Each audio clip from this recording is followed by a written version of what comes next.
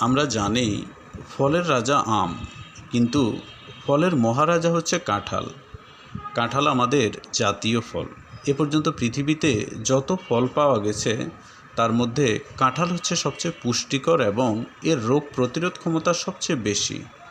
শুধু কাঁঠাল না, কাঁঠালের বীচিও সমান পুষ্টিকর। কেউ কেউ মনে করে আমরা আপেল খাবো, আঙ্গুর খাবো, বেদানা খাবো, কিন্তু এগুলোর চেয়ে কাঁঠালের পুষ্টিগুণ, রোগ প্রতিরোধ ক্ষমতা অনেক বেশি। কাঁঠালের সিজনে দেহের রোগ প্রতিরোধ ক্ষমতা বাড়ানোর জন্য প্রতিদিন এই ফল খাবেন। কাঁঠাল একদিকে যেরকম বলকারক, অন্যদিকে রোগ প্রতিরোধক এবং ফর্সাকারক।